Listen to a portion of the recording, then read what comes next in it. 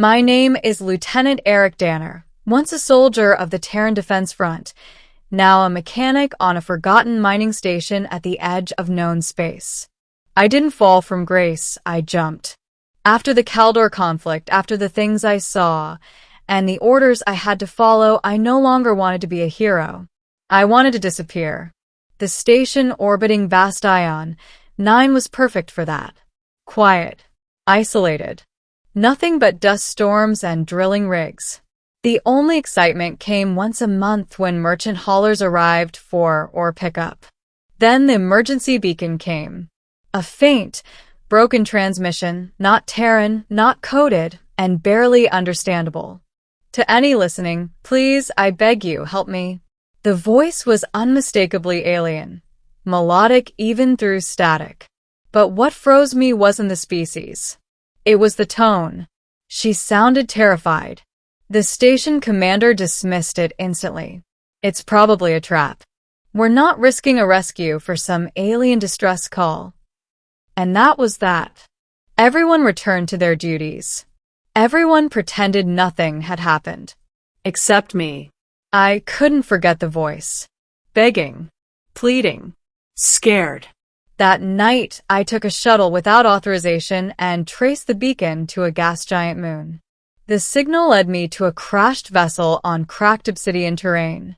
The hull bore markings of royalty, the sigil of House Nithral, rulers of the Varellan Dominion.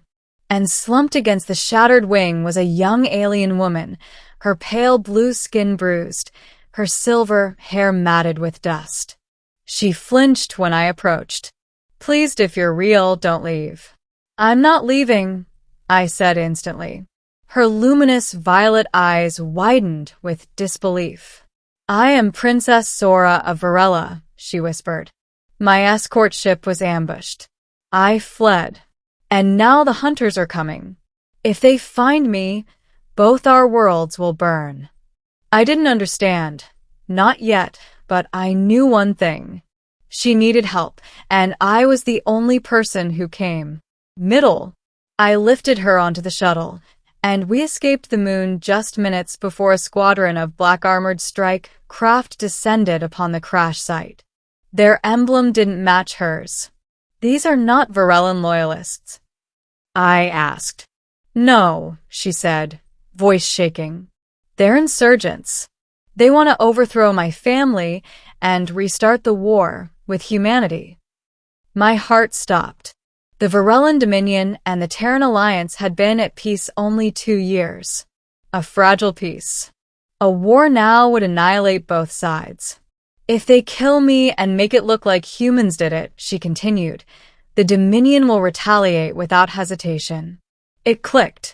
The distress call wasn't simply a cry for help. It was the last thread holding peace together. I brought her aboard the mining station, against every regulation and, honestly, against survival instinct. Humans and Varellans didn't trust each other. Even in peace, bias and fear still ruled. When my coworkers saw her, everything exploded. You brought a Varellan princess here? Are you insane? She could be a spy. She'll get us all killed. But while everyone argued about what to do with her, Princess Sora didn't argue, didn't beg. She simply stood before them, weak, trembling, yet proud. I am not your enemy, she said. I came here because a war is coming, and because I believe not all humans would ignore a call for help. Then she looked solely at me, and I was right. Something shifted in the room. Not acceptance, but doubt. Doubt in their hatred. Yet the real threat struck minutes later. The insurgents found us. A destroyer dropped out of warp and began charging weapons. The mining station was defenseless. Everyone turned on me again. This is your fault, Eric. They're here for her.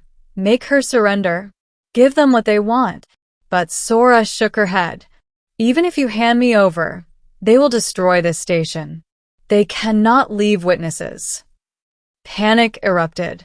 I had one option, one I'd sworn never to take again. Fight. There was an abandoned planetary defense cannon on the surface, long offline, rarely used. The only way to power it was manually from inside, using enough energy to cook whoever activated it. "It's suicide," the station commander said. "Better me than everyone else," I replied. Sora grabbed my arm. No. You saved me. "Let me save you. You're a princess," I said. "Your life matters. Mine not so much." Her voice broke. "Do not say that. You are the only one who answered." I didn't let her argue. I ran to the drop bay, boarded a lander, and launched to Vast Ion 9. The atmosphere clawed at the hull, wind screaming like 1,000 ghosts. I crashed 2 kilometers from the defense cannon and sprinted through burning dunes until I reached the rusty control capsule. The insurgent destroyer locked targeting solutions on the station. I activated the cannon core. Power overloaded. Heat cooked the chamber. Systems violently rattled. I aimed, fired, and watched the beam tear through the destroyer's engines, ripping the warship in half. The threat was gone. Then the control room exploded. Ending. I woke up days later, not dead, which was surprising. I was inside a Varellan Royal Medical Facility, surrounded by translucent walls and starlight. My body was covered in regeneration gel and pressure casts. Princess Sora sat beside me. "Why am I alive?" I croaked. "With humans it might have been impossible," she answered softly. "But Varellan medical science is formidable. You paid for peace with your body. Healing you was the least we could do." I tried to sit up, but she pressed a gentle hand to my shoulder. "The insurgents have been arrested. The peace between our worlds is safe because of you." That didn't register at first. All I had wanted was to help someone who needed it, not to become a symbol. "You could have let me die," I whispered. Her voice was barely breath. I did not beg the galaxy for help. I begged for someone who cared enough to answer. And when everyone stayed silent, you came. I looked into her violet eyes. No royalty, no alien, no species divide.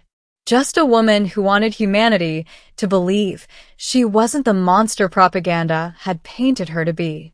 "What happens now?" I asked. Sora hesitated, for the first time since I met her. "When you crashed the shuttle, you whispered something. You probably don't remember." "What did I say?" "You said, 'I'm not afraid to die. I'm only afraid no one will remember why.'"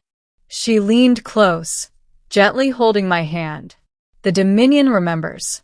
Earth remembers. I remember. And I will never allow your name to fade into silence."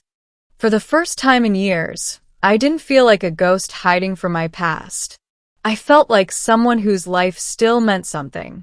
A Varellan attendant entered the room. "Princess, the council awaits." She stood, but before leaving, she looked back. "When I am queen," she said with quiet certainty, "I want you at my side, not out of obligation, but because this galaxy needs humans like you." She left, and the door sealed behind her. There was no fanfare, no applause, no medals or titles.